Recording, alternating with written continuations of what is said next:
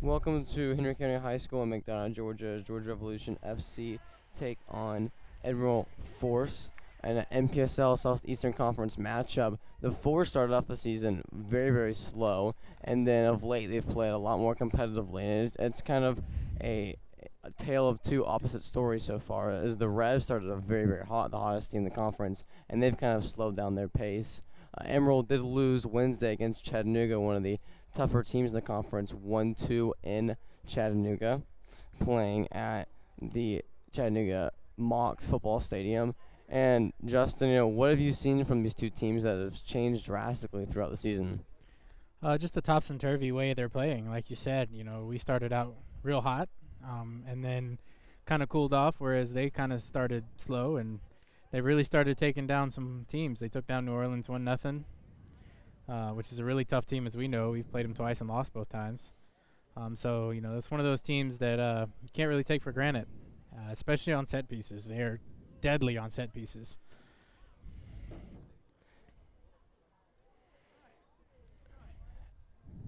And we're about to kick off at Henry County High School Stadium. The Revs have kind of hit a drought where they've lost 4 straight games against the New Orleans Jesters and the Atlanta Silverbacks. The last 2 games were against the Silverbacks and the Jesters. And the Revs played very well in both of those games and somehow could not come away with a win. The Silverbacks scored on a PK in stoppage time to beat the Revs at Silverbacks Park. And then in New Orleans, against New Orleans at home, the Revs dominated the match and had plenty of wonderful opportunities, but somehow could not come away with the win and ended up missing a PK as well. Isaac Promise missed the PK. And we're off against Emerald Forest. Emerald Forest is in gray tops and white bottoms going from left to right on your screen. And the Revs are in blue bottoms and red and white stripes going from right to left on your screen. Emerald Forest has the ball, playing it in their midfield. The Revs are going to have a little different formation today. Both E.J. Henry and Isaac Promise, usually our starters up top, are both injured today. So Devon Patterson and Aaron Witten are getting their shot up top. And starting in goal today is Matthew Sprague. This is the 3rd Georgia Revolution goalkeeper to make a start in between the posts this season, as Sharpie and Eric Audi are unavailable today. Matthew Sharman is available as the backup goalkeeper tonight if something would happen to Sprague. Justin, what have you seen from the goalkeepers this far this season for the Revs? Pretty much all our goalkeepers are pretty solid.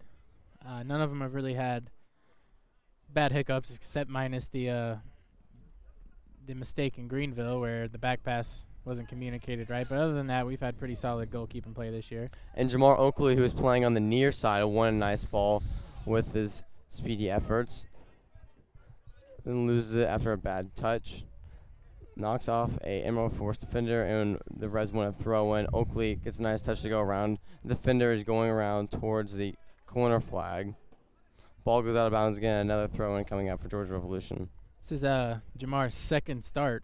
Definitely deserving of the starts. Let's see if he can turn it into something. Tiente tries to get a shot off in the box. Turns around, still has the ball with his back to goal. Tries to get a back heel pass. Tiente just toying around with the defense. Shot sent in, cross sent in for Aaron Witten, but can't quite get there. And the Revs have another throw on the far side now. Definitely like the patience from the Revs. Usually they're too impatient up top and miss a lot of opportunities. I'm liking the 2nd and 3rd touches. Jack Gurr is beat on ball, and Emma Force try to push the ball up top. Goes right to Novella Lima, who's making a start today at center back. Yeah, the Revs are in big trouble as far as center back depth goes. We got a couple injuries, and our usual starter, Marvey, is sitting in the stands today because of a red card he received against New Orleans last week. And Sprague sends the ball out of bounds. Poor distribution there from the goalkeeper, the Revs' 3rd goalkeeper making a start today. This is definitely a beat-up squad. You know, you have 2 of our best players, E.J. Henry and Isaac Promise. Isaac Promise, who played for the Nigerian national team and scored for the Nigerian national team. And then you have E.J. Henry, who was the 2006 National Male High School Player of the Year and played some quality ball for Penn State and Mercer University. Both of those players are out of the lineup, and then you have 2 goalkeepers missing. Red card to the back line. So a lot of things here adding up for the Revs. And a win. This is a must-win match. You know, Sagi Hirsch, one of our Israeli center backs and left backs, was talking about before the match how important today's match is, and if the Reds want to accomplish historic things and this season, that a win today is a must against a team that has shown that they're dangerous at times, but they are definitely a unbeatable club. Yeah. Realistically, if the Reds want to do what they want to do and get in the playoffs this year, we really have to take all 6 points from Knoxville, here and in Knoxville. So got to start with a win and get off the snide, and hopefully we can still finish the things we want to do this year. I think an interesting storyline this season is last year the Revs played almost all their home games in the rain, and so far this season the Revs have not played a single match in the rain. Yeah, it This definitely season- helps. Definitely helps when we can get people out into the stands, which we have quite a few. Definitely better from the 20 or 30 so from all those rainout games last season. The Revs win the ball in the midfield, deflected off an Emerald Force defender, and now Tiense has the ball on the far wing. Tiense plays it back in the middle.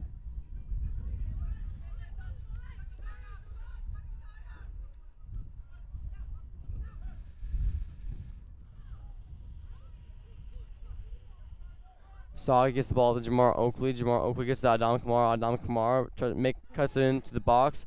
Is cut down, but no foul called. I actually like the no call there. Not a lot of contact. I think Adama went down a little too softly there.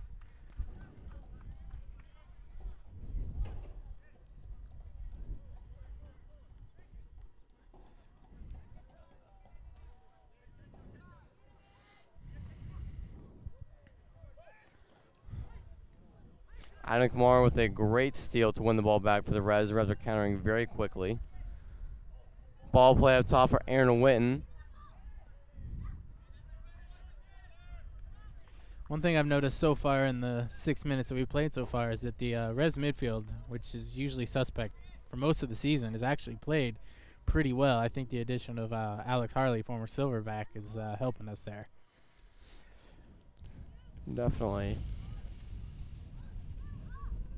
And Isaac Promise, who usually plays up top for the Revs, wears number 7. He is unavailable tonight. And an unknown man is wearing number 7 for the Revs on the right wing. We're trying to identify him.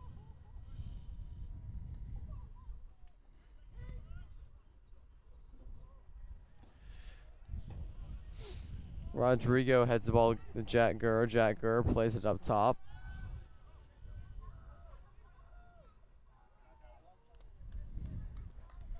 Devin Patterson can't quite win the ball, and Emerald Force now is trying to counter. Devin Patterson's one of the few of the really loyal Revs guys we've had. He's been with the Revs for a couple years now, throughout the system, either with the NPSL or the ADSL. Former Georgia State and Oglethorpe player. And Emerald Force has had a rebrand. Last season they were known as Knoxville Force, and then they decided to rebrand to connect with all of their youth organizations and men's and women's teams. Ooh, the refs are letting them play today. It's a very physical matchup for Jack Gurd making a nice run. He's carrying the ball up the far side. Jack Gurd still has the ball. Jack Gurd gets it out to the unknown man, who slots it back. Oh, off the crossbar! Fantastic shot by Jamar Oakley, who's going to be wanting that one back. A fantastic opportunity. Jack Gurr set it up very, very nicely there. Yeah, that all started with Jack Gurr's run down the right side. That was fantastic. That was much like the Jack Gurr we saw in the Greenville game, our first game of the season. Yeah, Jack Gurr won the Minute Man of the Match and has kind of underperformed after that. He missed the Asheville match following that, and then after that he was just really never the same. He played a lot better against the Jesters last weekend.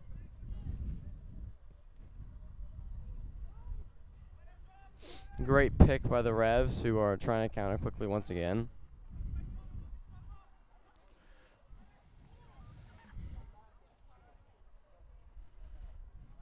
Ball sent in for Devin Patterson. Devin Patterson can't get there. Jamar Oakley cleans up the trash. Jamar gets it to Sagi. Sagi, top of the box. Sagi gets it down to Adam Kamara. Adam Kamara cuts it back. Nice move with Adam Kamara. Good footwork. Loses the ball. Sagi tries to recover it, but Emerald Force has the ball in there, countering now. Boys got to get back. Really impressed with Novella Lima there, number 15. Came in for a spot start because Marve got hurt in New Orleans. Another one of the ADSL guys, and he really stepped up, playing well. And Marve got a red card as well. Set speed of Jamar. Great defending by Adam. Adam Kamara has played absolutely brilliantly defensively and offensively all season long and has completely linked the Revs attack. And in Asheville, he just all by himself created and scored a goal to come away with the draw. And again, the Revs played very well, but they need an equalizer, and Adam capitalized on a great opportunity. And he might be the best player so far for the Revs in the season. Oh, for sure. And good news is he's finally done practicing his Ramadan, so finally back up to full health, can run, get all the nutrition, eat, drink. So I think we'll get a monster going on here later in this match.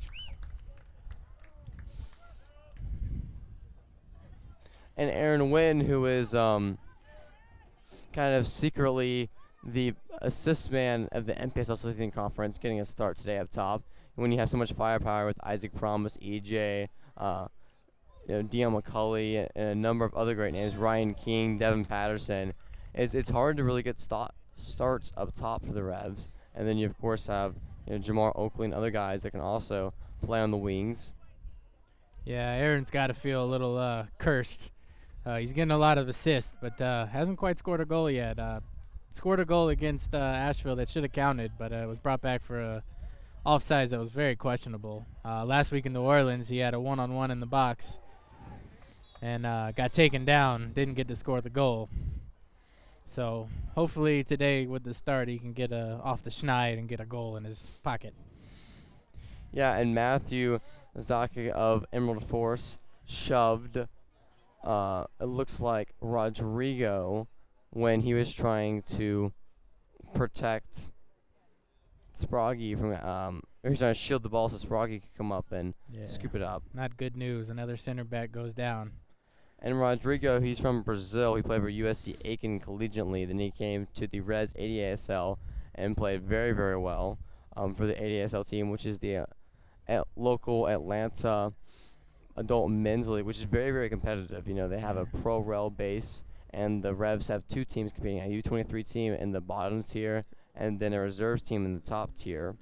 Yeah, very competitive. 50 years old, actually. Probably one of the most competitive adult leagues. Yeah, besides maybe the Cosmopolitan League up in New York. Yeah. Yeah, the ADASL is probably right up there with those guys. Maybe not quite as competitive. The Cosmopolitan League actually has quite a bit of teams in it. So, yeah. But as far as competition-wise, some of the best. I would definitely stack up some ADSL teams with some BSSL teams. Some Gulf Coast Premier League teams. I mean, these are very, very talented guys who have played at very, very high levels. You're looking at it, and a lot of this Revs teams, Jamar Oakley, fantastic Jamaican player, was playing in the reserves team. You had a lot of guys that are on the field today that have spent many matches playing for the ADSL team. Yeah, ADSL actually, the Majestic SC, the back-to-back champions last 2 years, played Low Country United, a UPSL squad, in the first round of the qualifying for the Open Cup and actually beat them. So that tells you right there, Low Country United's running away with the UPSL Southeast Division right now, and those guys were beaten by Majestic. So definitely not a easy league to play in for sure. And it's helped, the Revs develop their talent. You see Rodrigo, who's now making huge starts for the Revs, and he's kind of been a versatile piece that can fit in and play anywhere on the back line, in the midfield. In Asheville, we didn't have Trevor Hyman. We haven't really had Trevor Hyman since that. Yeah, he's battling some injuries. He had an alumni game at Stanford, and all of that to be said, Rodrigo has came in, never complained, just really fit in and played perfectly. And wherever Coach Steo has put him in, Coach Steo, back on the sideline after. He's not back on the sideline, excuse me. No, Coach Steo is actually sitting in the stands today. He received a red card last game, so assistant coach is coaching today. But a fun fact about Trevor that people might not know is his roommate at Stanford. All 4 years he was at Stanford was one Jordan Morris. Dangerous ball played back to Sproggy. Sproggy gets it away, and a fantastic diving deflection by Soggy to push the ball back for Emerald Force on their throw-in. And yes, when I say Jordan Morris, I mean that Jordan Morris, USA Men's national team. Seattle Sounders striker. They're still really good friends. They talk to each other a lot, especially now that Jordan is injured for the season. Yeah, probably has a lot of free time. Yep.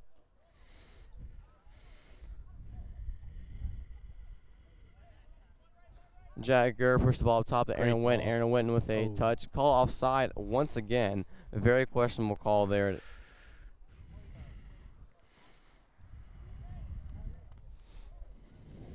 Maybe it's the hair. Yeah. I think it's the hair. You know, Gotta be. the flowing blonde locks of Maybe Aaron his, Wynn. One of his locks was offside in the wind. Mr. Hollywood. Mr. Hollywood, as named by the Mr. Soccer 3000, the commentators group in Asheville, the rotating group. I mean, definitely one of the most interesting broadcasts you'll ever see in your lives. For sure. Ooh. Very poor decision by Soggy to try to play it back to Lima, and Matthew Zuck was right there to intercept the ball, and he just got a poor touch on, deflected it, and Sproggy was able to scoop it up. Yeah, Saji's got to be careful. As captain, you know, he takes this losing streak on his shoulders a lot. Maybe just a little too eager to get out of the snide there. Maybe just calm down and take a good pass here or there. We'll get out of the snide. A very underrated touch by Jack Gurr there. The ball was played behind him, and he was able to have a very controlled touch, and at running full speed was able to control the ball and keep it at his pace. Very impressive there from Jack Gurr. The Love young the right ball back. distribution by the Reds right now. This is beautiful. Dom Kamara carrying the ball up top, looking for someone to pass it off to. Soggy now. Soggy, another poor decision there. But a throw-in coming up for Georgia Revolution FC. Jamar Oakley throws a ball. One of the ball kids accidentally threw into the field while receiving a pass of his own. And Devin Patterson with a tricky touch there. And a foul called on Adam Kamara, the French midfielder. Yeah, I'd be interested to see how inspired the boys are tonight after watching the World Cup the last couple of days. Maybe after seeing it on TV, maybe they got a few ideas here and there. The boys seem to be distributing the ball beautifully tonight. I mean, there were some great matches so far. You know, you had the Iceland 1-1 draw against France. Fantastic atmosphere, of course. You know, you had the crazy chickens with Nigeria and their fantastic kits. And then you had the singing bear after Russia's opening 5-0 win. A lot of interesting icons at the World Cup so far. And then the 3-3 draw with Portugal and Spain, where Ronaldo had a hat trick. Game of the tournament so far. Just slugfest back and forth. Oh, and correction, Iceland got a 1-1 draw against Argentina and Messi, not France. Yeah, Messi missed a penalty kick. I don't know what it is about Messi. He just can't seem to get it right for his country.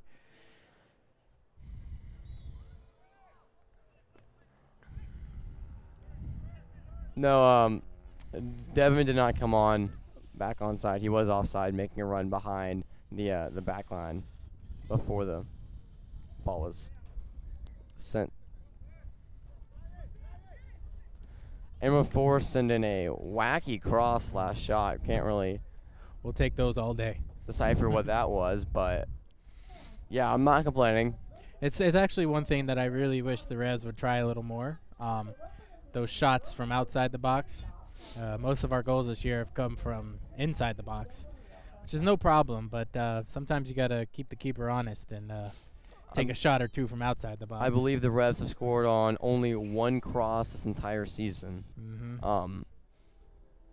A lot of that's predicated on our system. I mean, our system is a lot of linkage passes, and a lot of that's going to do inside the box. But, you know, every once in a while, like I know the first game against Greenville, Tony Tiente had a cracker from outside that hit the crossbar right in the top corner, almost went in. You know, maybe if you try a couple more, you might get a couple more here and there. And the Revs, I think, have played their best soccer in the losing streak against the Silverbacks and against the Jesters in those last two matches. That was some absolutely fantastic soccer, and the Revs 100% deserved to win both those matches. They were the better team in both of those matches. Little bad luck here and there. It's going to happen. I mean, and if you watch all the Revs games, you've noticed that they have dominated possession in every single one of their matches so far. Yeah, really. They're a possession-based team by far, and teams get lucky on quick counters. The Revs have more chances than every other team that just can't find the luck to convert. You know, you saw Jamar Oakley, who hit crossbar on a fantastic touch, fantastic setup very early in this match.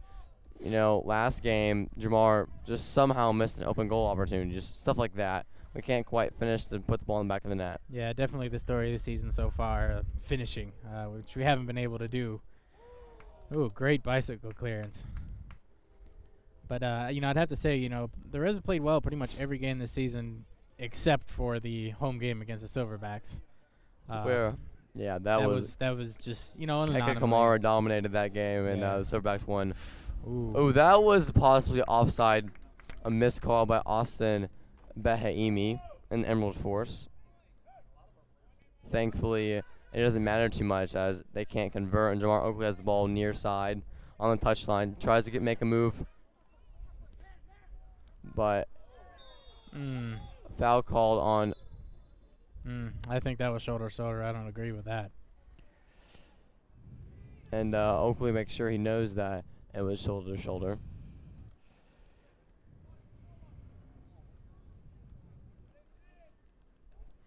Jamar getting a final warning. Not quite sure where his first warning came from, but I'll have to play safe the rest of the game. Yeah, in the second half, we could possibly see Clayton Adams come in if they don't want to risk him getting booked, or possibly Kwesi Watts. Yeah, Kwesi's got to get on the score sheet. Dion McCauley is available today. As it isn't 100%, went on international duty with Belize in a friendly against Barbados the other week. Almost scored in that game, actually, but ever since then he hasn't been quite that well. I mean, Dion McCauley is also the leading men's national team scorer for the leading Belize men's national team scorer of all time. Quite sure what's going on here with the rest. They're having a little conference. Is it lightning, maybe?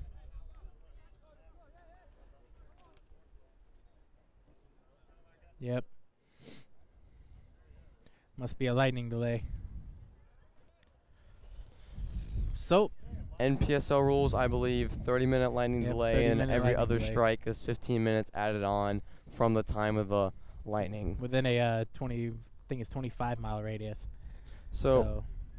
But it looks like a little pass by, so I guess we'll give it 30 minutes and we'll come back to you guys.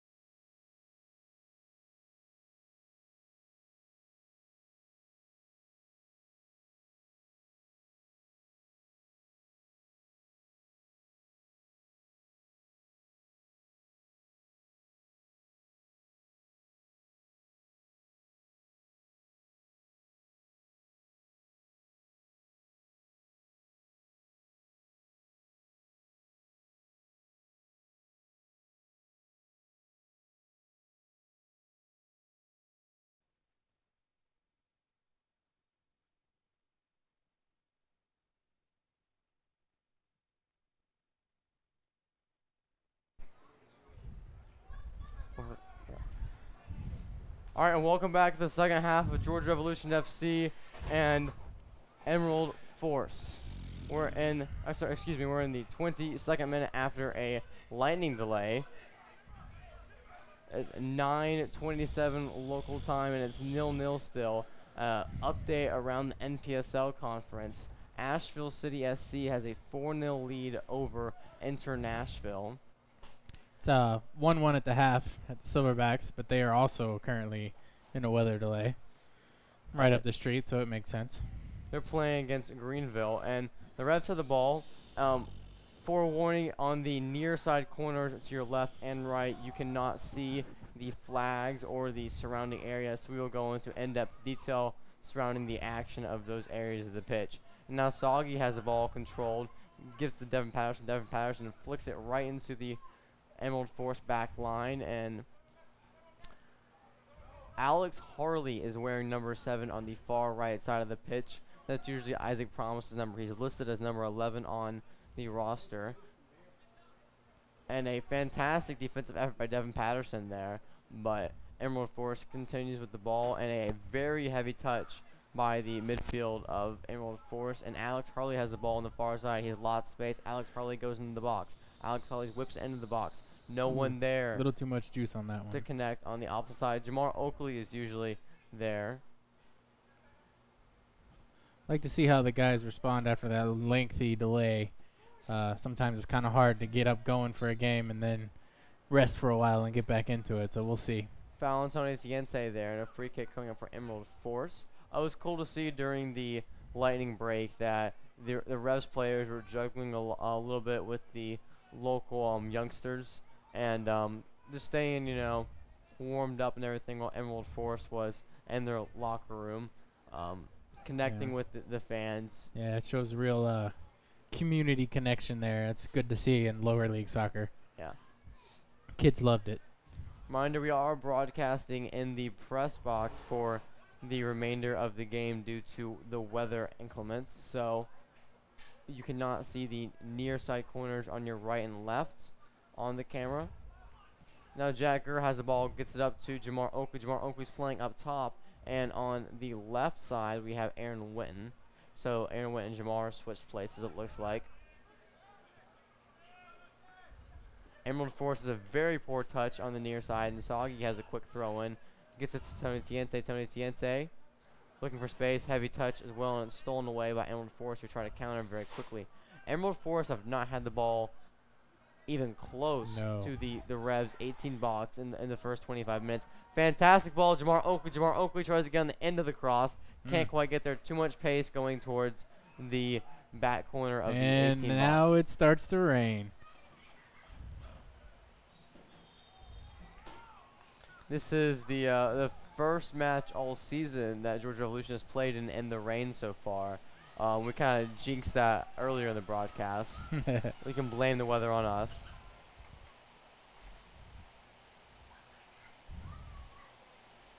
Ball boy seems to like it. And we have a throw in for Greenville. This is probably the deepest they've gone into the Rev side of the pitch so far. And we're 25 minutes in. A good move by Emerald Force there. But fantastic defensive effort by Adam Kamara, and Aaron Witten is quickly countering here. Aaron Witten has the ball, lost space. He uses a weak foot to try to get it to Jamar Oakley, but it was intercepted by number 21, and Emerald Force is countering once again. They have the ball at the about 40 yards out. Now they move it to the right side. Number 7 shoots it right into their own player there. I will say the addition of Alex Harley to this midfield is, you can tell that's a benefit to the team. They're playing much very greater. Poor back pass by Rodrigo, who was injured earlier in the first half. But Alex Harley's played great, former Atlanta Silverback player, and he's well known in the Atlanta area. And he's addition along with Tony Ciense, Adam Kamara, to an elite midfield that just really needs to gel in the second half of the season if the Revs want to push for the playoffs and get good positioning in the playoffs and hopefully make a deep run in the Southeastern Conference. And maybe that'll lead to some Open Cup action. Maybe that'll lead to some NPSL playoffs. And a throw-in coming up for Emerald Force.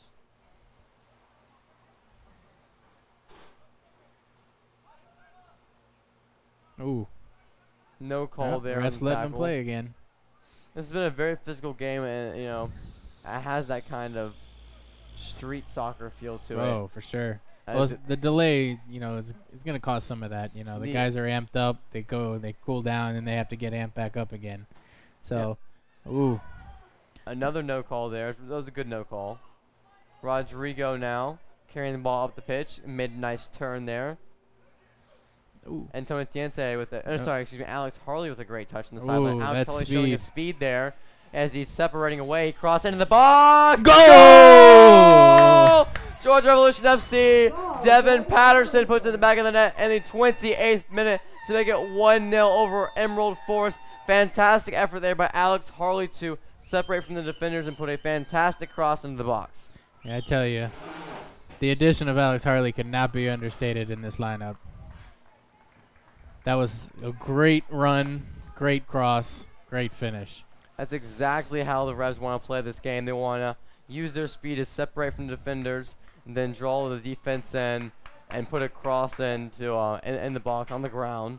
Quick crosses and a great finish by Devin Patterson there.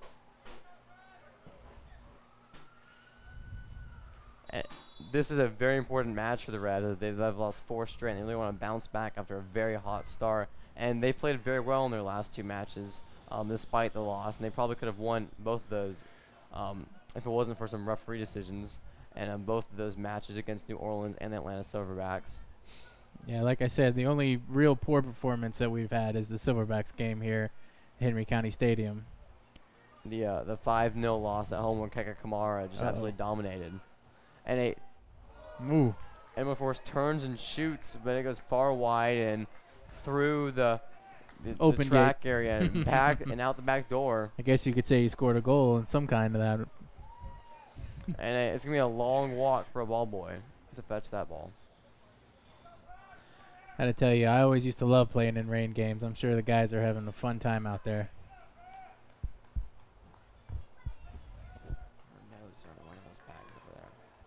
Jagger has the ball far side.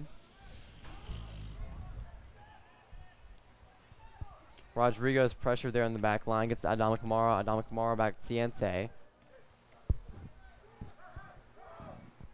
Soggy is wide open on the far side of the pitch. He's playing a little bit up on his position there.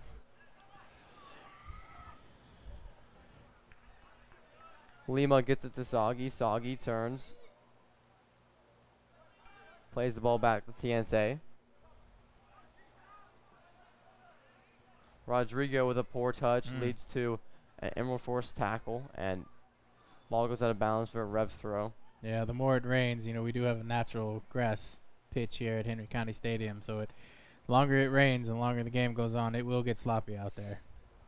And the field is in pretty pristine condition, except for on the near side sideline we have some splotches near the center of the pitch. That could be a tripping hazard for players.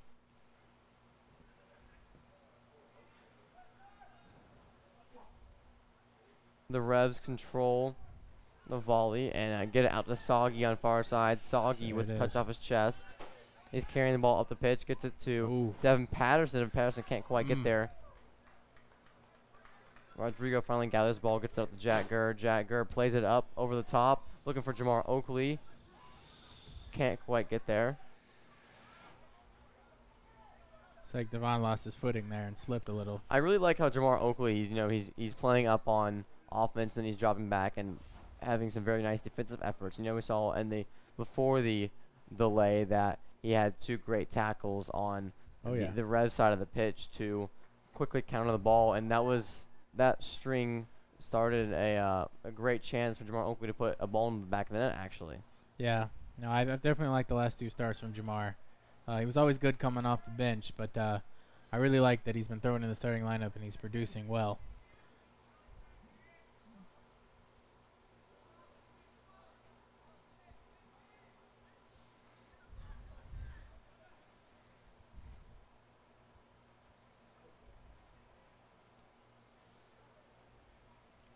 Goal kick for the Revs.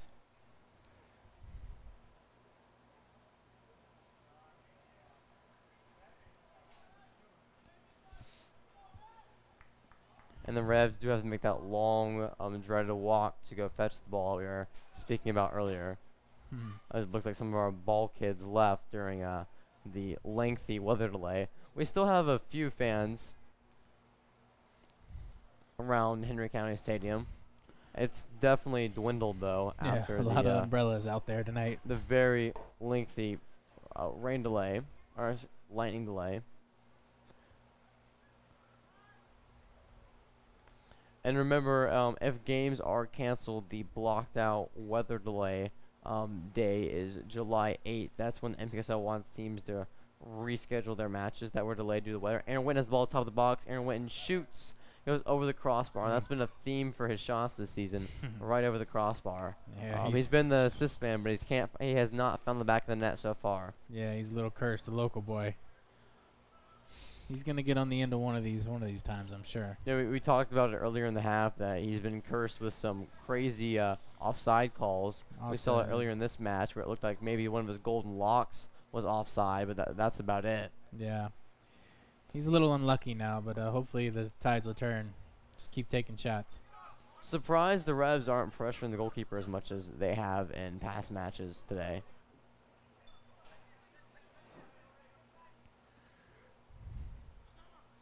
Salk gets the ball in Jamar. Jamar with a solid touch. He's pushed off the ball. No foul called. Wins it Jamar back. still with it though.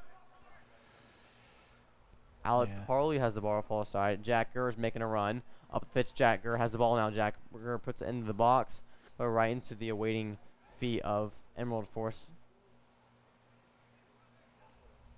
Ooh, nice Jack Gurr steals it back. Great effort there, but he's still Yeah. offside. And it looks like the ball went out. Yeah. The far touch line. Great hustle by Jack there, though. That's the Jack we used to see in the beginning of the season. I'm glad to see he's back. You know, Emerald Forest, their away kits remind me a lot of Greenville FC's practice kits. Yes, very similar. They do not have a title sponsor, though, on the front of their kits. Emerald Forest does not. And Emerald Forest has a great opportunity there. Fantastic save that's a there. Little miscommunication there. Which is bound to happen when you have your third keeper in there, but luckily it was able to get on the end of it and there wasn't a disastrous result. Kind of reminds you of the Greenville away game. Oh, yeah.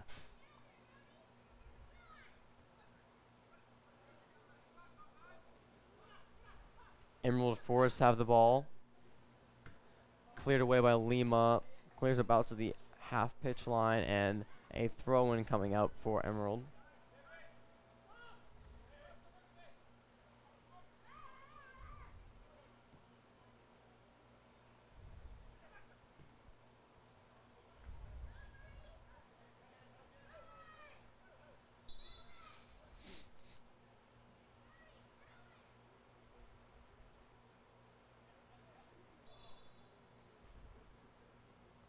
The ball boy there, a little bit of delay getting the ball to Emerald Forest for the throw.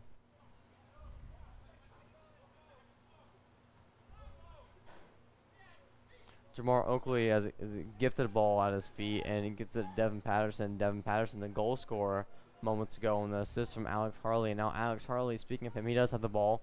Far pitch, gets it up top, looking for Devin Patterson. Devin Patterson muscles his way through the Emerald Forest back line, but a foul called on him as he just lowers his shoulder and plants it right into their center back. That's unfortunate. But crazy, not Southeast Conference related, but a crazy game going on in the Gulf Coast Premier League. AFC Mobile was down 3-1 to Pensacola in the 84th, 85th, and 86th minute. Wow. AFC Mobile has scored 3 goals in those 3 minutes and now leads 4-3.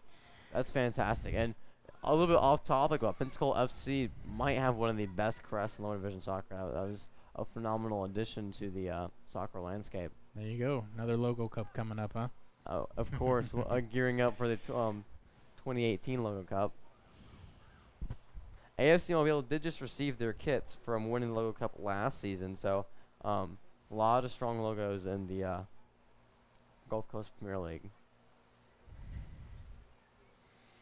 I don't know if you saw them, but they were kind of like a battleship theme with a gray. Looked very sharp. It's nice.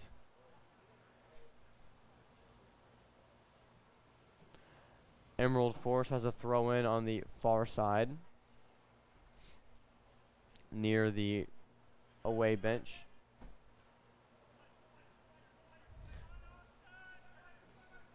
Aaron Witten has the ball now, tries to make a move to go around. Nice two pass. defenders. Good give and go opportunity for Devin Patterson, but not enough pace in the ball, and Emerald Force is countering now.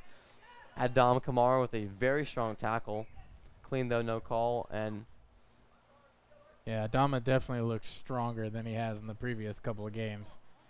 you know, going back to what you said earlier, that has a lot to do with his nutrition plan. As his Ramadan's finished. Now Jamar Oakley has a lot of space. Gets the ball out to Aaron Witten. Too much pace in the ball, and Jamar Oakley puts his hands on his head in frustration there. Great idea. Definitely want that back. But brilliant idea for sure, and a great interception by Saki there as he was perfectly placed. Rodrigo has the ball, chips it, kind of in the middle of nowhere, but Jamar wins the ball back, and the Revs are the quickest team that I've seen all season so far on defense. I mean, they've reacted to every ball in the air and made plays in the ball, intercepted the ball, and shot. Great shot. Great shot there. A lot of power in the ball. Alex Harley is playing his tail off tonight for the Revs, and definitely an energy boost. His first start. Seems like all the guys are rallying around him. And another strong tackle by Alex Harley. No call by the referee. Soggy fakes out the defender, gets out to Aaron Witten. Aaron Witten now looking to put the ball in the box, deflected off. All right, so it looks like it's going to be a corner over there on that left side that you can't see. So this is the first corner of the match so far for either team. We're in the 39th minute. It is 1-0 in favor of the good guys, Georgia Revolution FC. Devin Patterson one-touched the ball into the back of the net off the assist by former Atlanta Silverback player Alex Harley. Yeah, you think these guys want to get that game losing streak off? They're definitely playing like it. They are definitely playing their hearts out. And now corner kick coming up for Jack Gurr and the Revolution. Jack Gurr setting up for a corner on the the near left side. Ooh, a little bumping in the box there. Looks like Devin Patterson was held there and was not able to get off a header, but ball played back into the box, and Alex Harley was not paying any attention whatsoever, did not make a play on the ball. Yeah, I think he might have been offsides. He might have known it. Soggy whiffs on a ball, and ball goes on a play. Throw in for Emerald Force. I think he stopped there because he thought he got a handball, but no call by the the way ref. it was called. It goes back to the theme of missed handballs last week against New Orleans. We digress.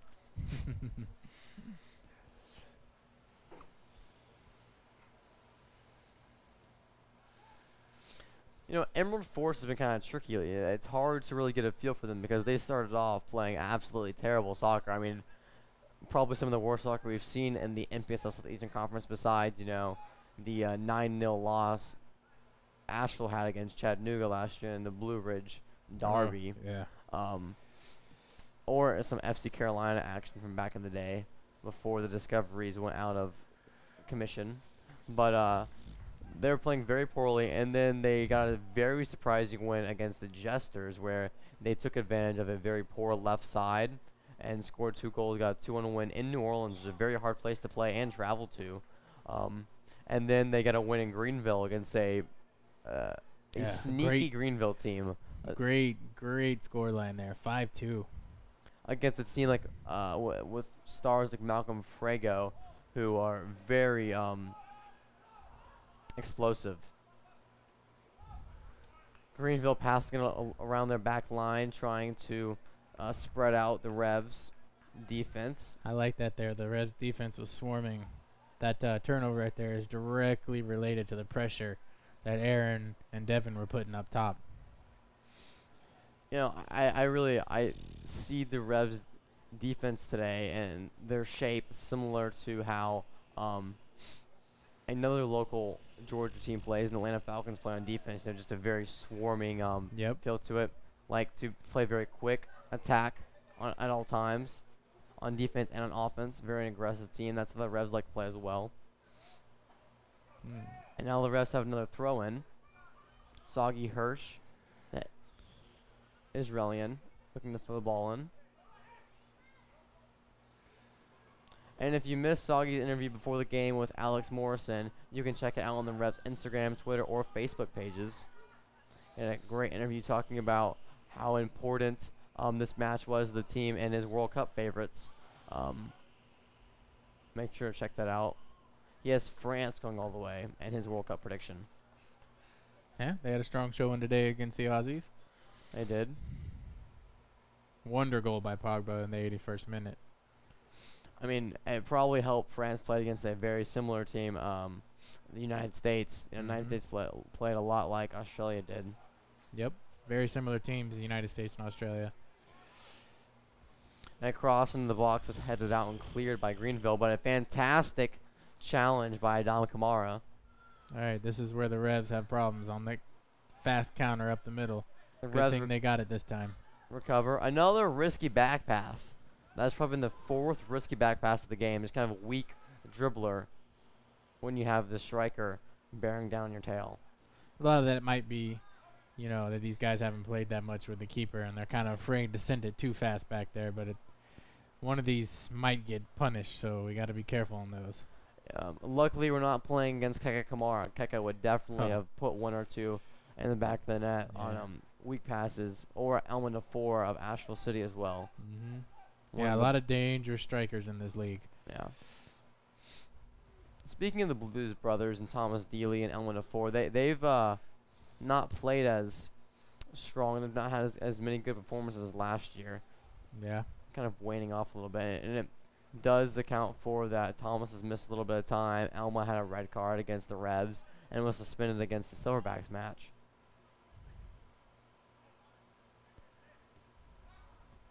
Rodrigo with a tricky touch at the ball, and Soggy getting in a position to win a header. Goes out off the back of Emerald Forest, and now we're into that corner area. Can't really see. Great hustle by Saji right there. And Soggy wins the ball back. Gets it to Jamar Oakley. Jamar Oakley's countering very quickly now. Long touch ahead to get his long feet out under him. He gets the ball out to Devin Patterson. Devin Patterson quickly touches it in. Aaron Witten now has the ball. Aaron Witten loses it, and Emerald Forest is countering quickly now. Once again, this is the weak link of the Revs defense, and that is quick counters. Strong tackle by Devin Patterson there. Very clean. Knows exactly what you want to see now. Ciense there has a lot of time, a lot of space. Middle of the pitch. Gets it back out. Devin Patterson. Devin Patterson. Tricky touch there. Plays it back to Soggy Hirsch. Dom Kamara gets it out to Devin Patterson and somehow gets a pass off. Goes through the legs of Kamara and to Devin, but now Emerald Forest has the ball. I tell you, if Adama Kamara can put a little meat on his bones, maybe get in the weight room a little bit, he can be an excellent player. Gets pushed off the ball a little too much. Great technical ability. I'd love to see him get a little size.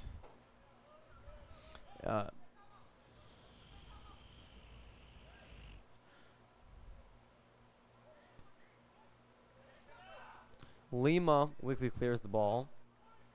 Ball is played back to the Revs, and now Jack Gurr has it. Jack Gurr has played pretty well today, I would say. Yeah. Except for that that through ball. That was not brilliant by any means.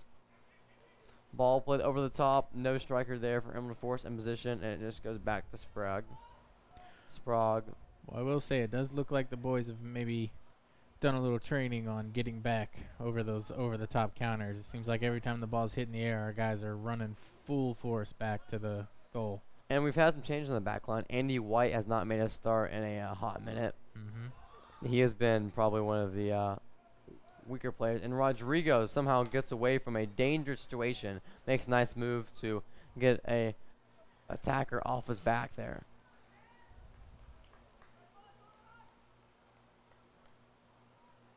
And we are in stoppage time. Not sure how much time will be left. And it is a final in Mobile. 4-3 comeback. 3 goals in the last 7 minutes of that game.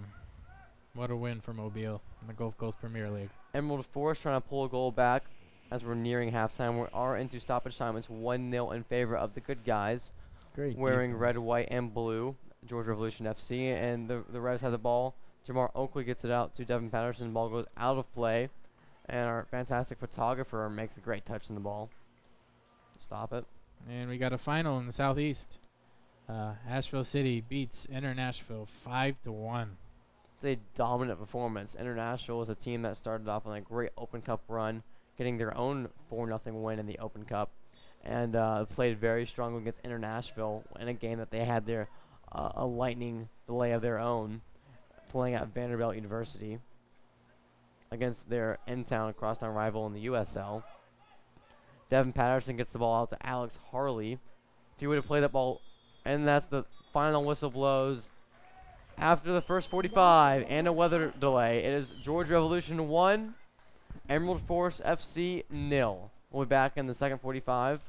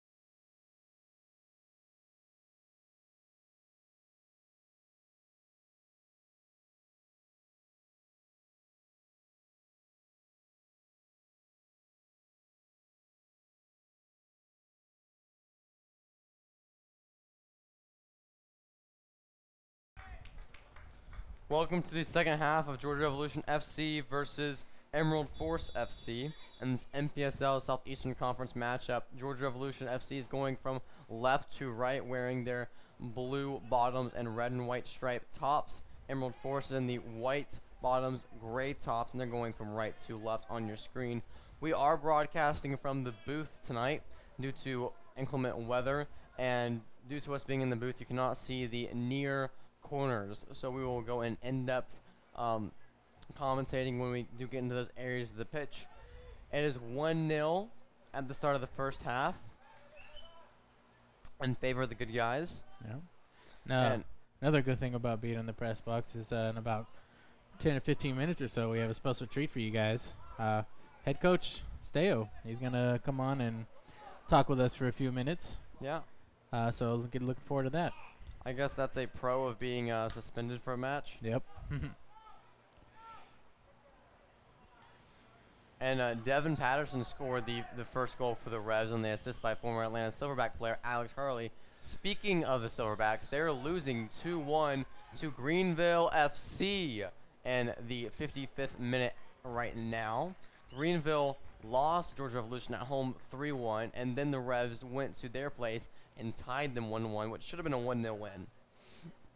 Yeah, in other news, Nashville got a lot scarier tonight in our conference. They beat Asheville City 5-1 with the addition of a bunch of Nashville SC players from the USL. So looks like our tough conference just got that much tougher. Yeah. I mean, and the Revs get a big 3-2 win over them, and I come from behind game. And if you're beating a team, probably one of the best teams in the league, a team the Revs drew 1-1 when they were in good form, that's very impressive. That's scary. Yeah. They come to town to play the Revs next, so they do have to make that road trip. We have that advantage over them. We also have the advantage of, we're gelling and playing a lot better soccer late. And a great run by... Oh, penalty. Was that inside or outside? Oh, just outside. Just outside the box. Very questionable call there. We had Devin Patterson making a fantastic run and is thrown to the ground. What looked to be inside the 18-yard box, and a yellow card is shown. But free kick in a very dangerous position for the Revs. Yep, the Revs starting off just where they left off in the first half. On fire. Fantastic opportunity where the Revs have not been a team known to score on the set pieces so far. Yeah, haven't scored a single one off a cross or a free kick this year, so it's about time. We have scored, however, on a corner kick. Yeah. Isaac Promise, who is not available today, put a ball in the back of the net on a corner. Our leading scorer and Turkish First Division star. He also played a little bit for the Nigerian national team. Yeah, tough luck for the Nigerian national team in the World Cup today. But their kick game is strong, man. They have some strong kits. Oh, doesn't look like anybody was ready for that one. I mean, and the free kick woes continue. Indeed. And speaking of, bad luck for Nigerian, their fans are now banned from bringing chickens painted in their team colors into the Russian stadiums for World Cup matches. That's definitely a unique tradition there. Yeah. Here at Henry County Warhawk Stadium, the Uprising, the Georgia Revolution supporters group, they have one of their traditions is lining the chain link fence on the home side with nationality flags from all the players represented. Yeah, and unfortunately, due to the inclement weather, they had to take those down tonight. But usually you'll see them splayed across the fence right in front of the camera. And now Emerald forces the ball, and a very long touch stolen away by Alex. All right, and Aaron Witten tries to cross it back to Devin Patterson, but it's flicked off the head of an Emerald Force defender, and a corner kick coming up for Jack Gurr as he makes his way up to take the corner. Jack Gurr right back for Georgia Gwinnett College. He had 9 goals and 11 assists last year. Very strong season for Jack Gurr.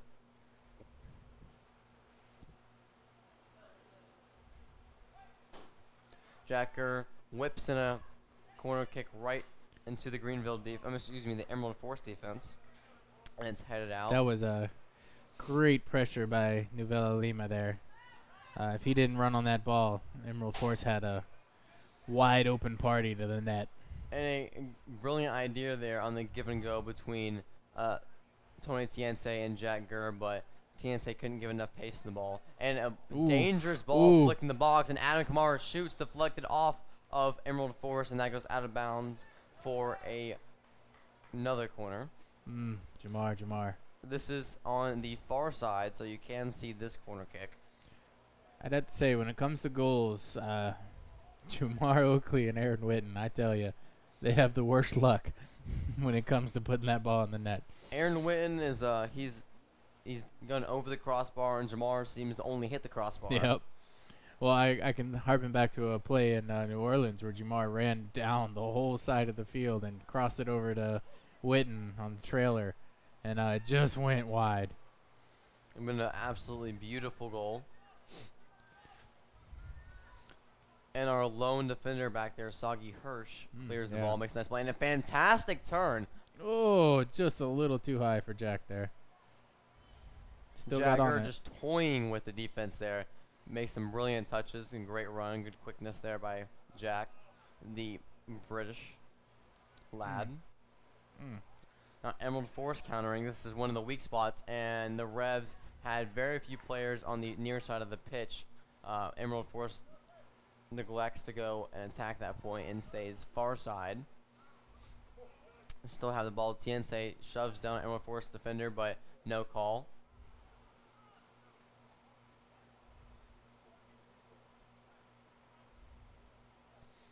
This is probably the only opportunity Emerald Forest has had to kind of pick apart the Revs defense and really pass the ball around on their side of the pitch. Now Adam Kamara turns, gives it back to Jack. Jack flicks it up.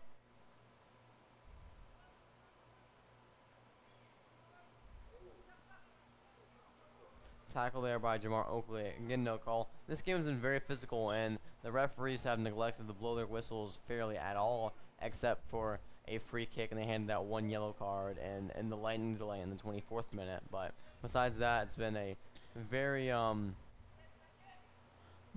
I actually like it. Street soccer feel. I do too. And a fantastic run here by Jamar. Just too much pace in the ball. Can't quite get there.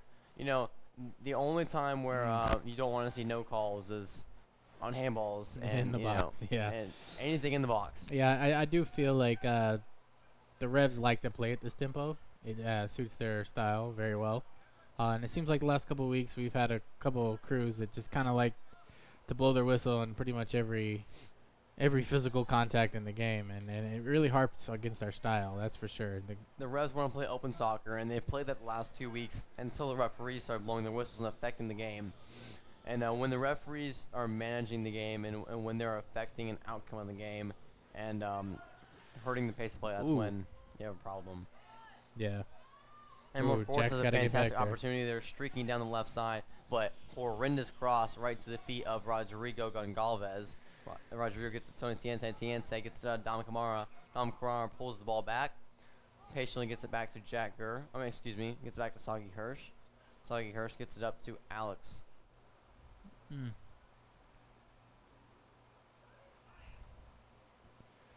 Ooh, great switch there. Ball Devin Patterson to Aaron Witten. And Aaron Witten once again goes wide. The Devin Patterson, Aaron Witten local boy combination is suiting up a little bit. Both players from around the Henry County, Clayton area.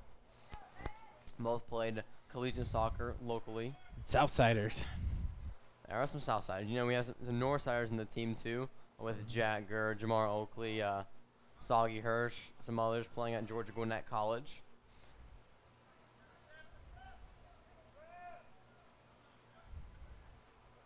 Jamar Oakley, actually, he's number 8 and one of our wingers. He's from Jamaica originally. He moved to Roswell in 2009 to pursue soccer at a higher level.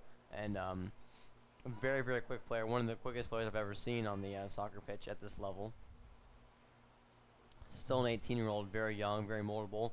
Has a lot of talent to develop. Untapped potential. Jamar's another one of those that I think could really make a jump to the next level if he just beefed up a little bit. But with that speed kills. You can't teach speed. Yep.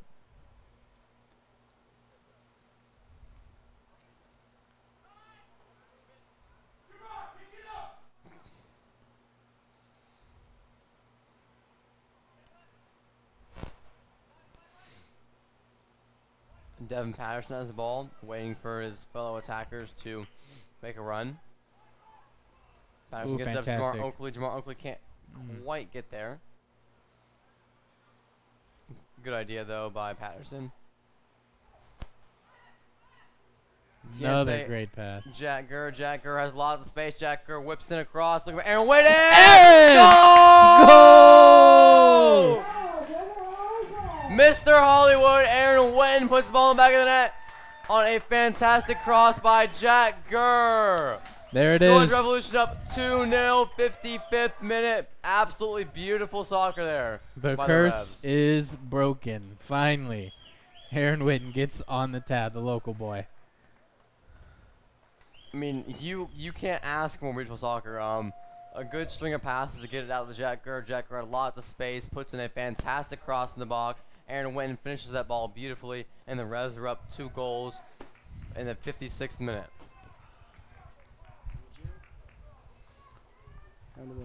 And now we're joined by Coach Stio in the box to talk about the Revs season so far. And Stio, in your first year as the head coach for the Revs, what has really stood out to you of how the players have played so far?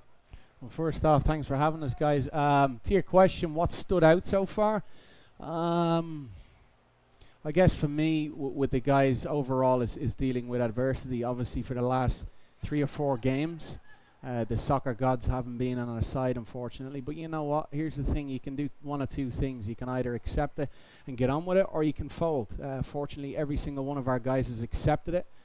We've got on with it. We haven't made any excuses. And, you know, fortunately, as you can see tonight, the guys are showing up. They're here to play, and they're not sitting back. You know, you can obviously sit and you can lose your confidence. These guys haven't, so I'm enjoying what we're seeing, you know. And Alex Harley is pulled to the ground there outside the 18.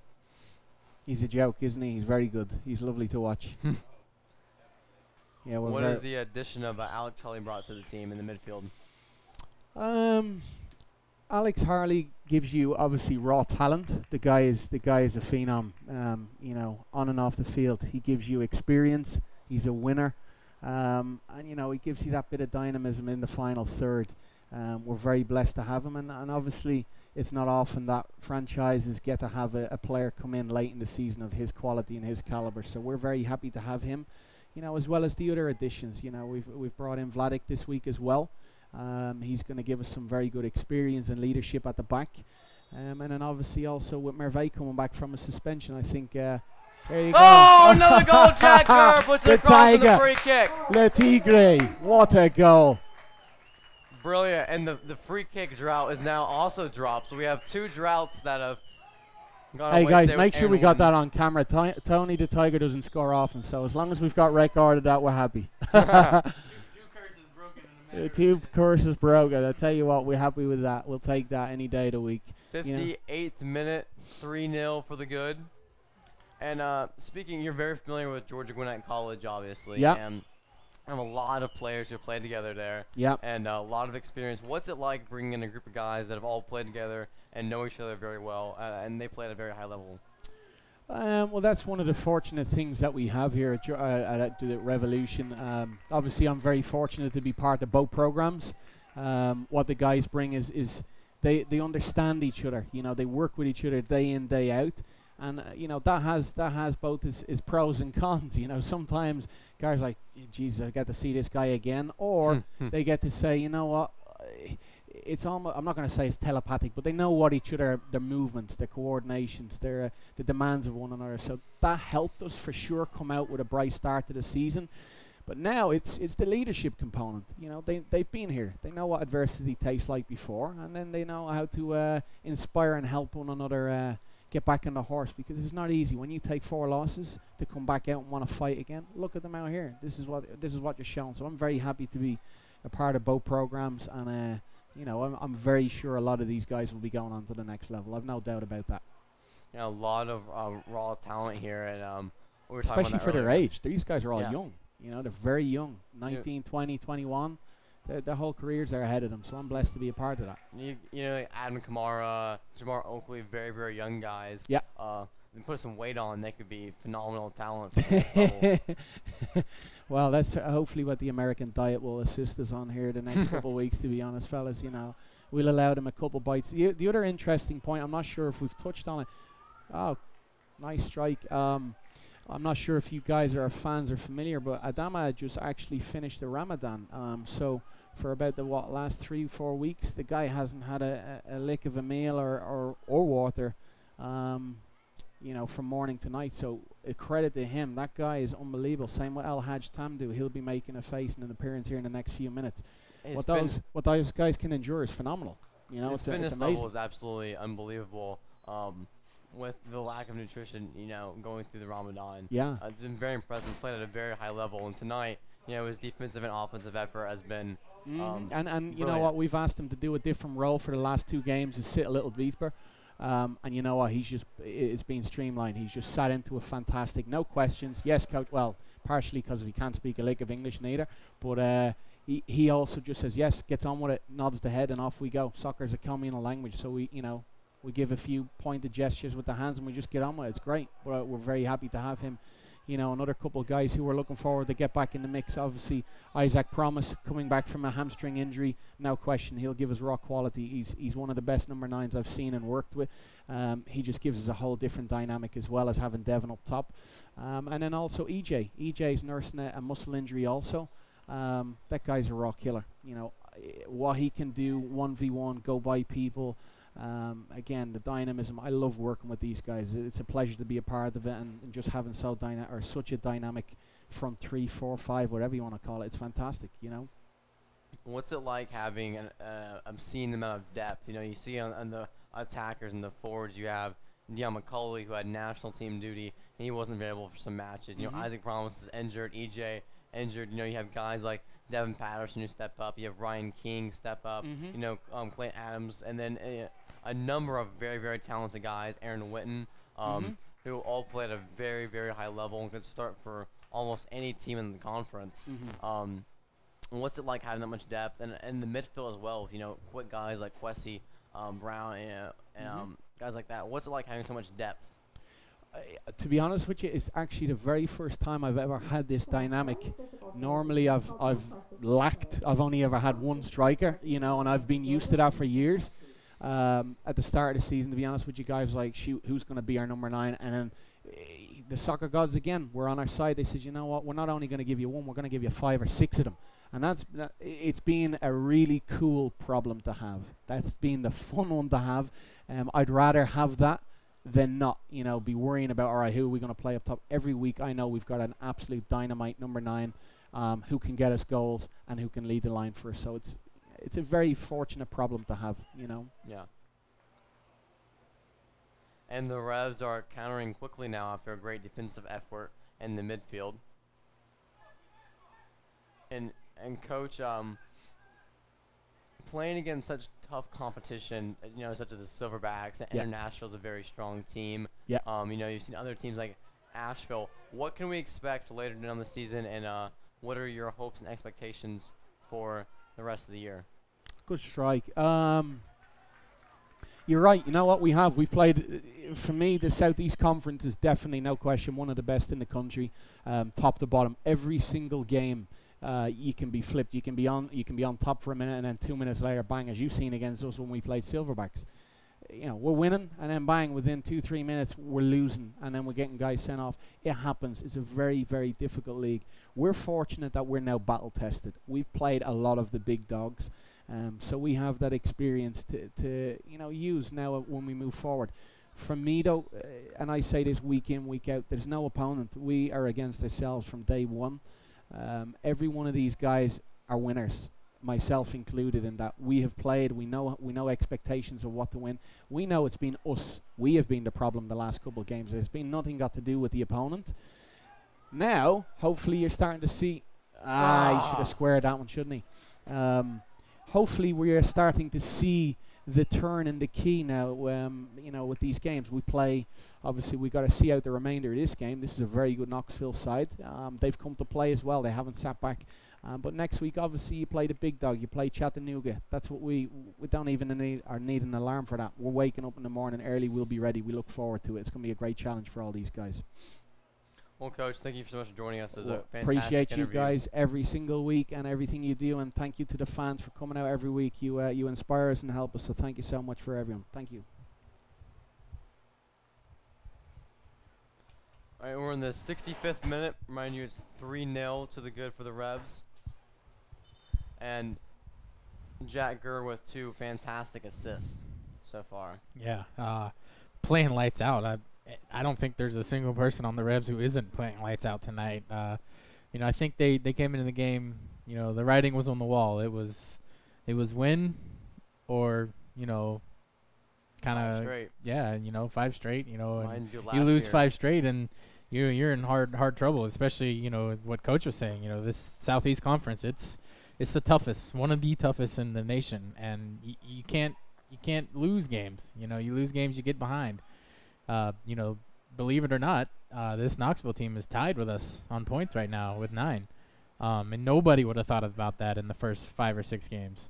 Yeah, I mean, and after this is adult semi-professional soccer, and if you think about it, if you lose 5 straight games, you're risking players being uninterested, not showing up to practice, not showing up to games. You've seen teams that they've struggled for long stretches of games, and that's happened to them.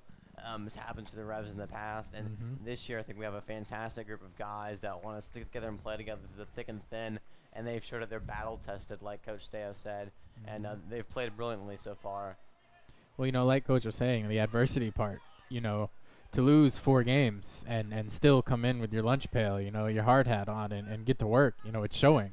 Like you said, the Revs have had a problem with that. Just last year, we went our last regular season game of the season was in Chattanooga, and a lot of our guys just up and quit on us, and we had to throw a team together, and we lost 7-0, which is the worst defeat in franchise history.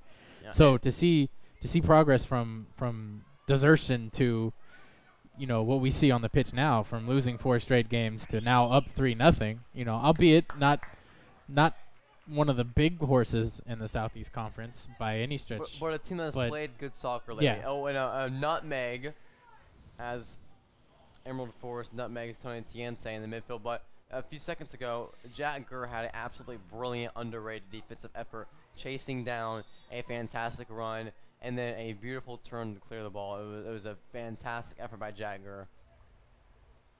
And we've seen a lot of him offensively tonight, and that just showcases, he has talent defensively as well, and it was a great play with Jack. He's one of the players that Coach Steo has the pleasure of working with at Georgia Gwinnett College, and a fantastic season last year. It's 70th minute down the street from us at Silverbacks Park. Still 2-1.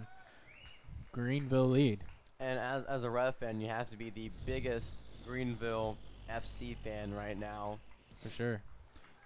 I mean, I have to applaud them. They've turned out, their fans have turned out. They've created a fantastic atmosphere in a beautiful stadium at Furman University. Oh, for sure. And very unique. I mean, if you go to their games, if you watch them on live streams or whatever, follow them on social media, they have a different vibe than any other soccer club. Well, we know firsthand, especially our back, Jack Gurr.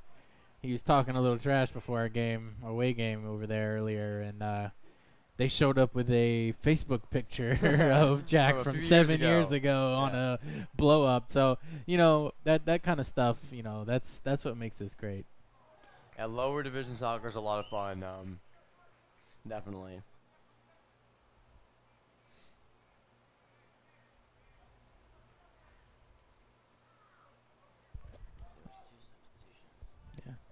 Yeah, you have to give an applause to Alex Harley. His night is over as Ryan King comes in place of Alex.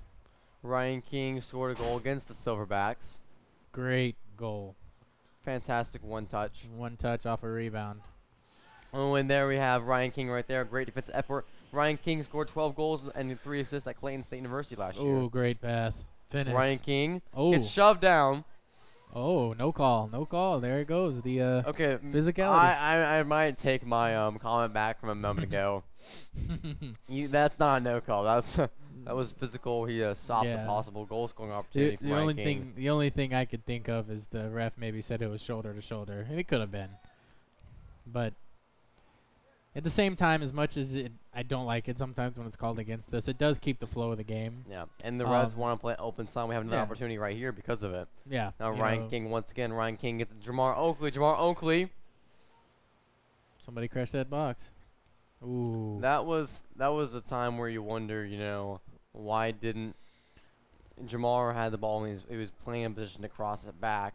Why did number 6? Why did he come back to the left side instead of giving opportunity for Jamar to cross the back post? Yeah. Like I said, these guys are still young. Like we said, 18, 19, 20, 21. They're and still that's what they're here learning for. the, You're here to learn. Yeah, and develop and grow. Yeah. And that's something that the Revs have actually been very good at. Developing pro talent. I mean, you have Poku's, the Aaron. Who else? We Walker. had Aaron Walker. We had quite a few. Michael Newell back in the day played with Chivas USA before they folded. Played with us in the U.S. Open Cup. So I mean, we've had a good track of developing players. I mean, if you don't know who Quadric Poku is, he's he played for Miami FC in the NASL last year, and he single-handedly basically beat Atlanta United in the Open Cup. Yep. And Poku is a last-minute U.S. Open Cup hero for multiple teams. And for the Silverbacks as well. Yeah. That's actually where Poku got his start. His beginning of his career really started in the U.S. Open Cup for the Revolution, actually. Funny story, a lot of people don't realize is, Poku, who's actually playing in the Russian Premier League right now, played for New York City FC and MLS. He got his soccer start in the United States with us. One day he just happened by practice when the team was located in Conyers, and just asked if he could practice. And then that turned into him being a top professional. But yeah, he started for a couple Open Cups, scored a hat trick with us in the Open Cup against Colorado, and actually scored against the Silverbacks in the U.S. Open Cup when we played them. Of course, then he went on to the Silverbacks of the NASL and broke Real Salt Lake's hearts with a last-minute winner. And then, of course, he goes on to Miami FC and breaks Atlanta United's hearts in stoppage time last year. So breaks my heart too. As much as it hurts Atlanta fans, it was good for him. And we wish him the best. And if he ever wants to come back and hang out with us, he is gladly welcome for him. Welcome on the pitch, in the press box, all the above.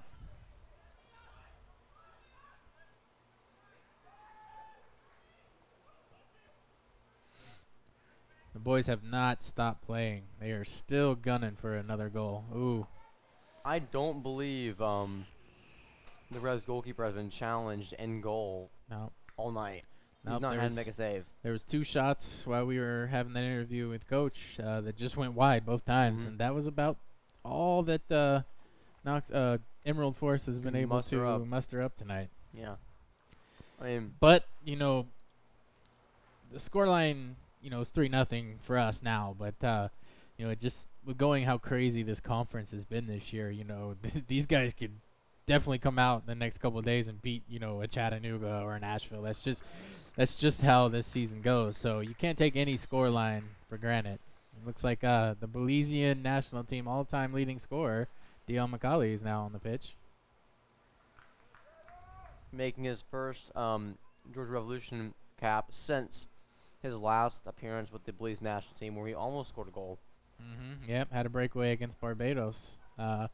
Last second tackle from behind was the only reason why Dion didn't get on the score sheet. The game ended 0-0 between Belize and Barbados. But basically it was a friendly. It's a warm-up. Dion will be taking part later in the year with Belize in the new CONCACAF Nations League, which is qualifying for the Gold Cup. So, if everything works out, we might be seeing one of our guys playing in the Gold Cup, which would be awesome. Hopefully he won't break our hearts like Poku broke it against. Oh, yeah. Well, Dion did play for Belize in the 2013 Gold Cup and did play against the United States. It was a 6-1 win for the United States, but he had a good showing up there in Portland. I mean, anytime you can have one of your Division 4 players playing against your national team, you know you're doing pretty good. Yeah, no, Dion is definitely a quality player. We're very lucky to have him. Dion McCauley's actually played in the CONCACAF Champions League with Verdes FC of Belize. And Verdes FC has a number of former players on this Revolution squad, 3 to be exact. Yeah, Verdes. One being Isaac Promise. Verdes is another one of those really, really historical teams out of the Belize Premier League, or the Premier League of Belize, whatever it's named now. Changes names quite a bit over there. But if you're not familiar with the Belize Premier League, its quality is much like the USL here is in the United States. So it's top level stuff. And the USL is growing as well. I mean, they're becoming a much more elite league. You know, you have a guy, you have a lot of guys that have the potential to be very, very talented. Sporting Kansas City placed, 4 of their youngsters that could be superstars in MLS and USL for a large portion of the season this year and last year. American soccer is definitely on the upward trend so far. And grassroots is where it starts. Teams like these, Emerald Force, Georgia Revolution, your Chattanoogas, those are where it starts. That's and a lot of respect for the Scruffy Syndicate, the Emerald Force supporters group that, and they go out of their way to make sure they have a live stream as often as possible. Oh yeah. For away teams like Georgia Revolution, so their fans can watch their games. Yeah, like we'd this. love to have those guys up here. It's a shame, a lot of them couldn't make it, but yeah, I would absolutely love when, especially supporters get behind the team and do something like a live stream. That's what you need in these kind of leagues. Jagger with another cross. This one is not able to find a head of a Revolution attacker, but good thought. Parents, look well and very strong. For all your medical needs, visit Eagles Landing Family Practice, providing care at your convenience. Proud sponsor of the Georgia Revolution FC. And now in the 77th minute, it is 3-0 to the good. Georgia Revolution on top against Emerald Force FC. Very, very good showing so far for the boys in red, blue, and white. Little tricky feet there by the Emerald Force keeper. Score update. It is now in the 84th minute over at Silverbacks Park, and Greenville FC is still leading the Silverbacks 2-1. Like to remind you that Inter Nashville beat Asheville City 5-1 in Nashville. That's a heck of a scoreline. That's a heck of a scoreline. International just recently signed an agreement with Nashville SC. Got a lot of their loanees, so. I mean, you have to acknowledge the Open Cup and Nashville seeing how high of a level of soccer the MPSL plays up, because Nashville is new to the scene. They're new to the soccer scene. They're not as familiar. Their fan base and some of their staff aren't familiar with the NPSL, etc.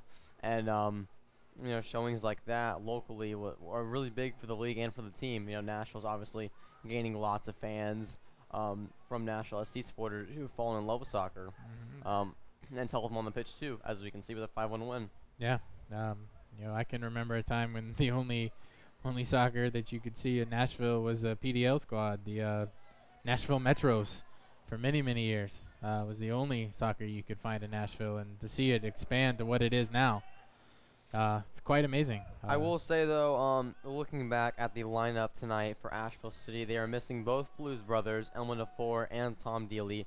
They're also missing NC State freshman standout, one of the best freshmen in the country, Manny Perez on the right wing. So they had their 3 main attackers unavailable for the match. Yeah, and it's unfortunate that Manny Perez, one of their best players, is going to be with the U.S. camp for pretty much the rest of the season. It's an unfortunate loss. Adam Kamara is streaking down the field. Adam still with it. Adam shoots. Blocked. Volleyed into the air.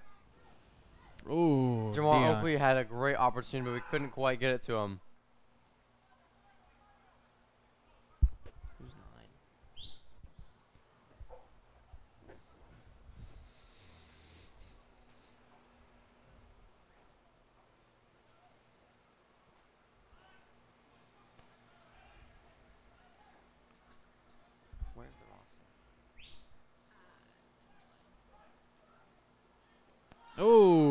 bad tackle there. Emerald Force player trying to plead that he got the ball, but unfortunately, you can't go through a guy even if you do win the ball. Hopefully Rodrigo's not hurt there. That sounded awful here in the press box.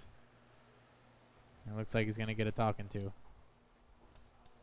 Studs up 2 feet. Not a good look.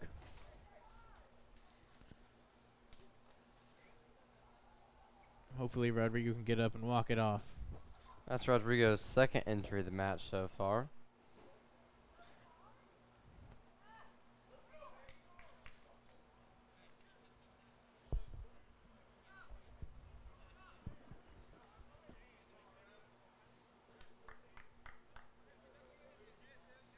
If you want to keep up, the U.S. Open Cup is actually playing tonight, supporting Kansas City and FC Dallas. And 66-minute, Sporting Kansas City, the defending champs, the cup holders, are up 2-1 on FC Dallas. And Atlanta almost scored seconds ago, but it barely went over the crossbar. 88th minute now. We're keeping up with the our local rival, the Atlanta Silverbacks, as they're playing a very competitive match against a Greenville team that the Revs have beaten once and honestly should have beaten twice if it wasn't for the referee. Not the referee, but the poor back pass. Yep. Should have been 3 points, but, you know, soccer happens. It's going to happen from time to time. Looks like Kwesi Watts, Jamaican U20 player, is now coming on the field. This might be the fastest Revolution 11 we've seen on the pitch at the same time all year. You'd be hard pressed to see who'd win a foot race between Jamar and Kwesi. It'd be pretty close. Jamar, I would put my money on Jamar and Kwesi in a foot race against anyone in lower division soccer. Don't forget about EJ. EJ's pretty quick too.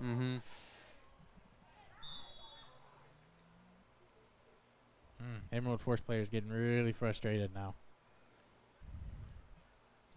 87th minute over at Silverbacks Park. Still 2-1 Greenville. Jack Gerb, strong header. Jack Gerb, a very nice tackle there. Kwesi Watts now. Ooh, gets nice it back pass. to Tiense. Tiense to Dom Kamara. Dom Kamara gets out to Ryan King. Ryan King now turns.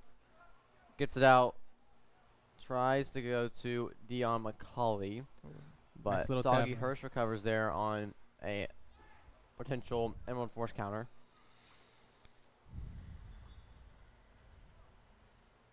A throw-in coming up for Emerald Force.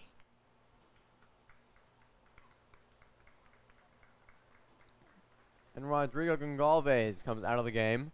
Yeah, it's good for him. He's took quite a few nicks, and that's not someone we can afford to lose. I really like that substitution.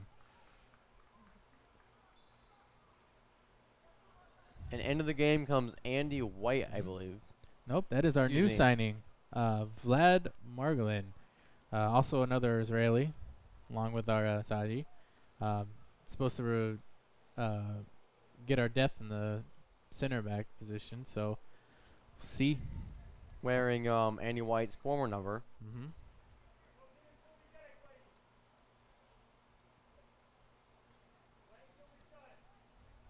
Like Coach said, one of the 2 new signings we've got here at the end of the season that I think really reinvigorated the team.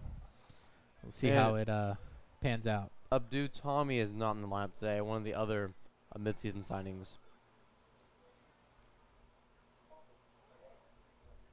Great turn by Tiense. Tiense gets it out to Liam, who flicks up to Kwesi Watts. Kwesi Watts can't quite chase down the ball, but pressures the Emerald and fouls Emerald Force. Kwesi's another one of those that really needs to get on the score sheet. Should have had a penalty in Greenville, actually. Got pulled down by the seat of his pants, almost de-pantsed, but no call.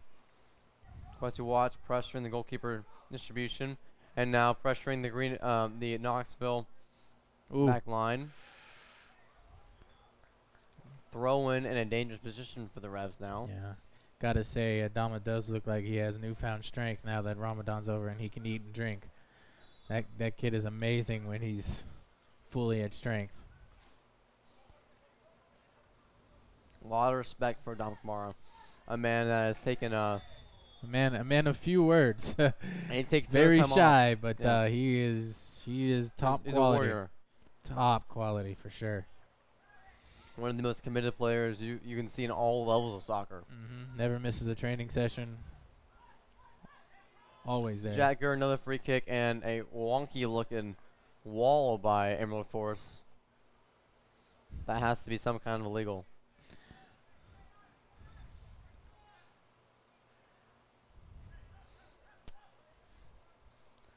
Referee backs him up another extra few feet. And now Ryan King asks for a run, but header played over the top of the crossbar. Close. Ryan King with another fantastic ball put into the box on a free kick. The boys really want another one. And now Jack Gurr gets some more work on a corner kick now. This is on the side you can see. On the far flag post on the right side.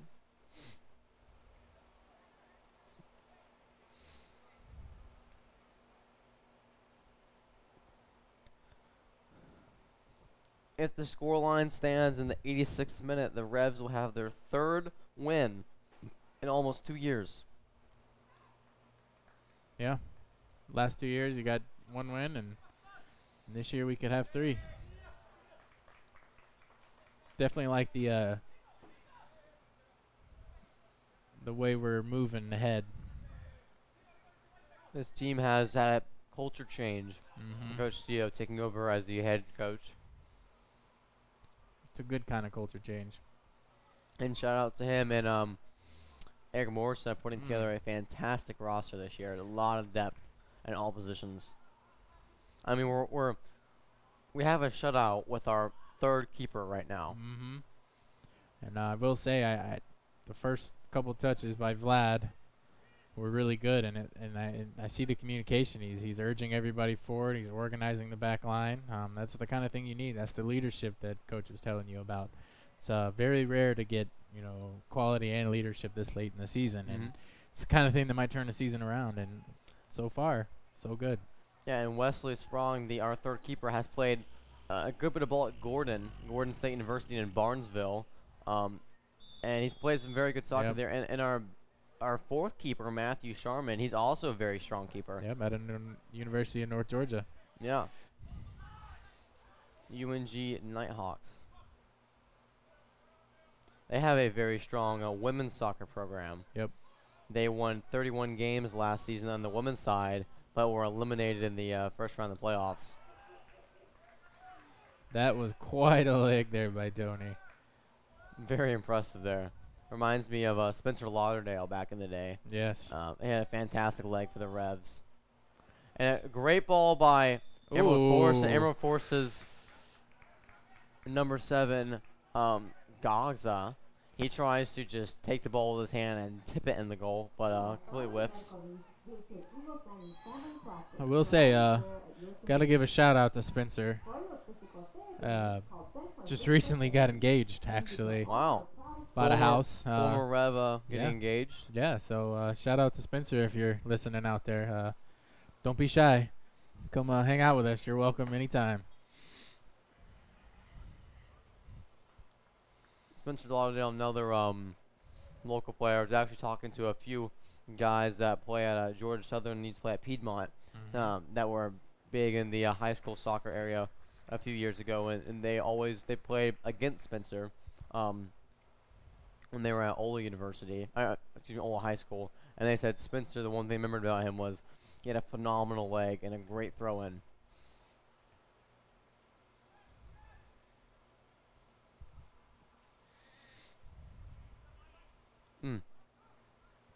Emerald Force completely misjudged that ball, and it goes right over their head.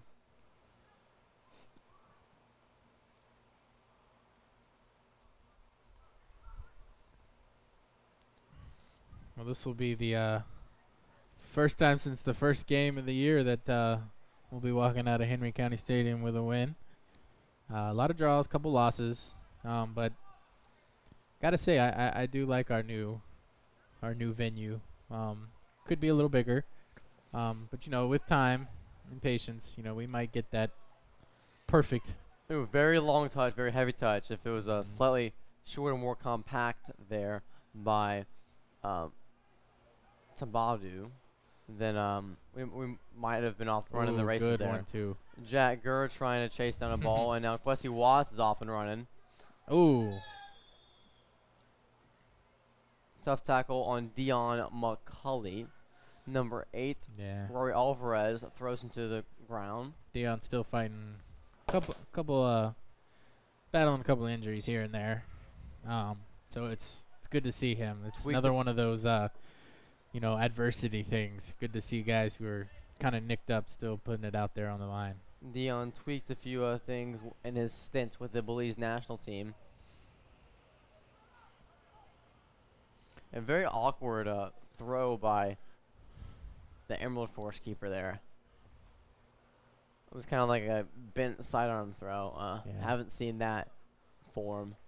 I gotta say, I do like this new addition, Vlad, on our back line. He's everywhere at the same time. Very organized.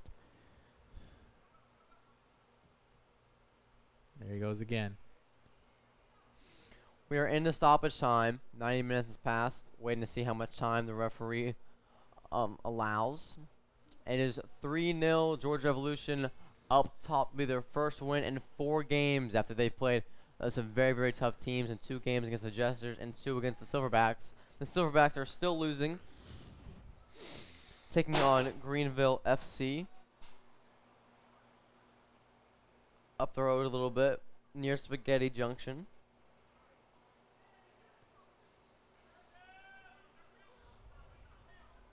Now, the Emerald Forest goalkeeper comes out almost a third of the way up the pitch, and there's an open net right now. And there it is. Final. Greenville 2, Silverbacks 1. That's a Silverbacks big scoreline for the Revs, and now the Yeah. Revs are countering very quickly. Silverbacks 5-game unbeaten streak comes to an end tonight.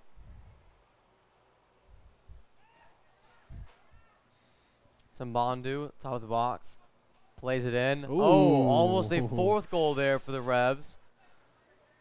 Made Emerald Forest work for that. And now Jack Gurr has the ball. Awkward touch. All right, 77th minute in the U.S. Open Cup, and FC Dallas has equalized Sporting Kansas City. Might go into extra time. There's been a lot of opponent kick matches so far in the Open Cup.